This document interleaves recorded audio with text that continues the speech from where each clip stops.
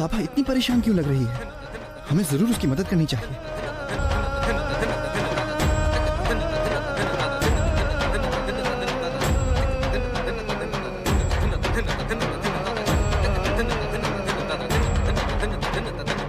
Rickshaw, rickshaw.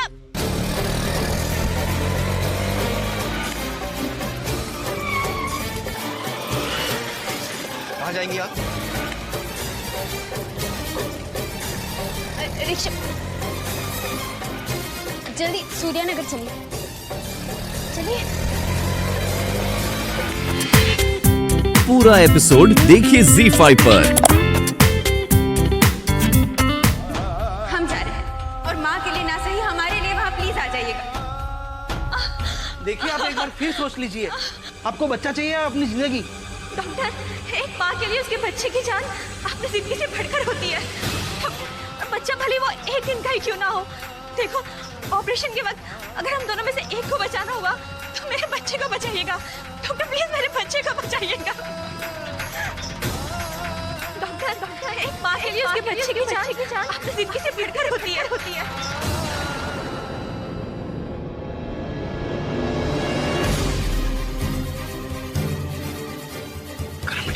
अच्छा आप आ गए। संस्कार की तबीयत कैसी है अभी? संस्कार ठीक नहीं है, इसलिए मैं चाहता हूँ आप यहाँ रुके। मुझे अर्जेंटली कहीं जाना है। मुझे आपका फोन चाहिए एक्चुअली। आभा मेरा फोन ले गई। अच्छा, थैंक यू, मैं आता हूँ।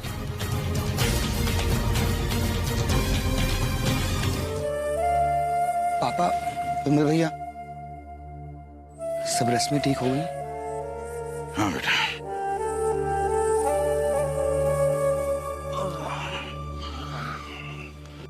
पापा। नमस्ते आंटी। नमस्ते, बैठिए। नहीं, मैं जरा एक काम से आई थी। नागर साहब नहीं आए? नहीं भाई साहब, उन्हें कुछ काम था। भाई साहब, माँ जी के बारे में सुनकर बहुत दुख हुआ।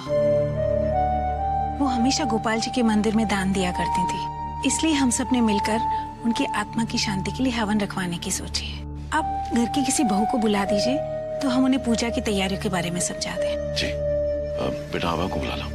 पापा, आभा तो करण के साथ बाहर गई है और शैली भाभी और कनिका मार्केट में। भाभी जी तो होंगे ना भाई साहब? एक्चुअली पापा, मासी अपने कमरे में है, दरवाजा बंद किया उन्होंने। सुबह से पूजा कर रही है और उन्होंने कहा कि कोई भी उन्हें डिस्टर्ब ना करे। एक काम कीजिए, आप प्लीज बैठिए ना, मैं देखता हूँ। प्लीज बैठिए। बैठिए।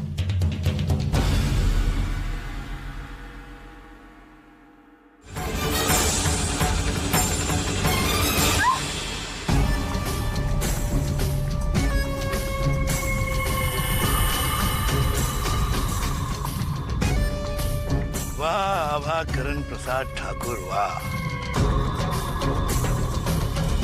दाद देनी पड़ेगी तुम्हारी हिम्मत की।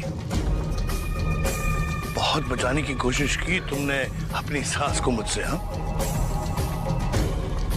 और मुझसे पहले आप पहुंच गई।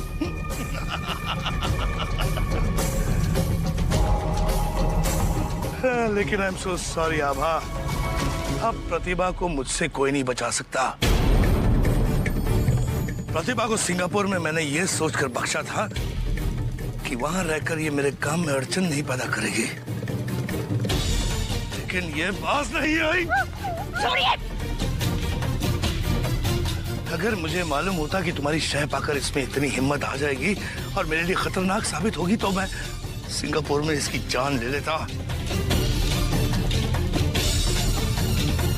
लेकिन कोई बात नहीं, अब मौका मिला है मुझे अपनी गलती सुधारने का। प्रतिभा, तुम्हारा लाडला बेटा करण, जिसे मैंने इसलिए जिंदा छोड़ा क्योंकि उसे सिंगापुर की कोई बात याद नहीं थी, लेकिन तुम दोनों ने मिलकर उससे सारी बातें याद दिलाने की कोशिश की और उसकी भी जान खतरे में डाल दी।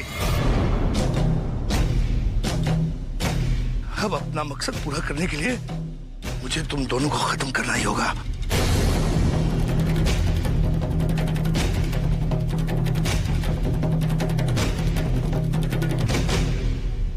मामा जी। लगता है आपके भी 100 पाप पूरे हो गए। अब तो आपका अंत निश्चित है। आपकी ये चाल ज्यादा देर तक नहीं चलने वाली।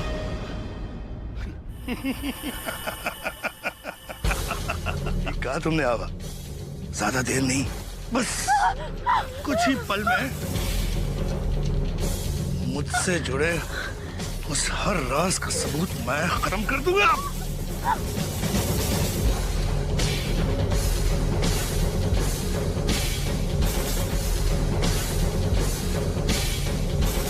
तू कहाँ जा रही बहना?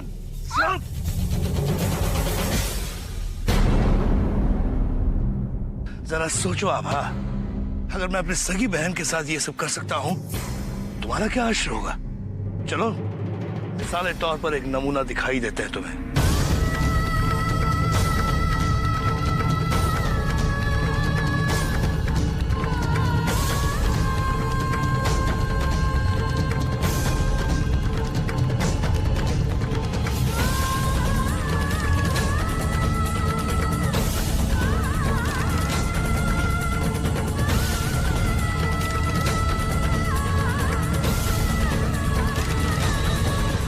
बाय बाय बहना।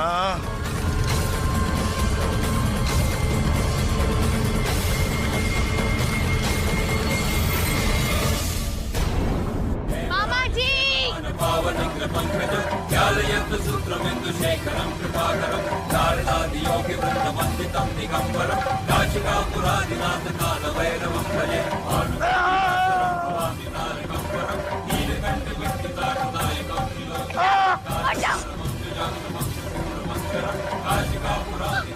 गोली मार देंगे आप, आगे बताना। गोली मार देंगे आप, चलिए चलिए। पापा, डुप्लीकेट चाबी नहीं मिली।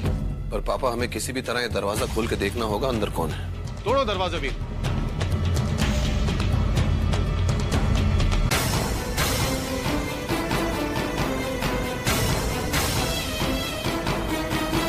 क्या हुआ?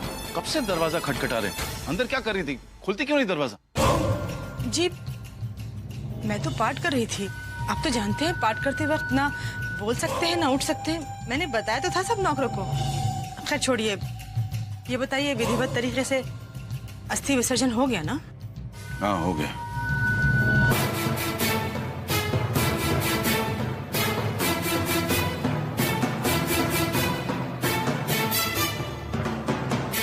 पापा, शीतल मामी का फोन आया था। वो कह रही थी कि संस्कार की कंडीशन और भी सीरियस हो गई है। अरे पता नहीं उस बेचारे का हाल किसने किया है। बस भगवान उसकी रक्षा करे।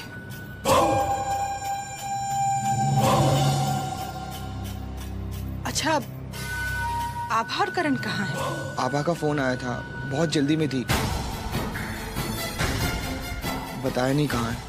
She's too much. दूसरों को नसीहतें देती फिरती है, लेकिन खुद जाने से पहले किसी को बताना जरूरी नहीं समझती।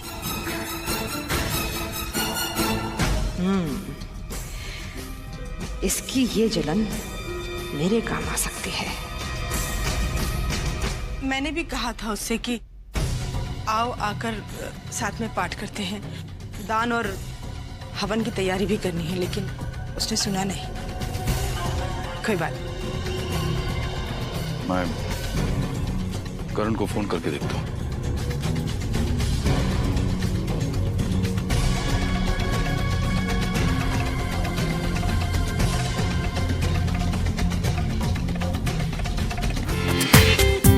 पूरा एपिसोड देखिए ZEE5 पर।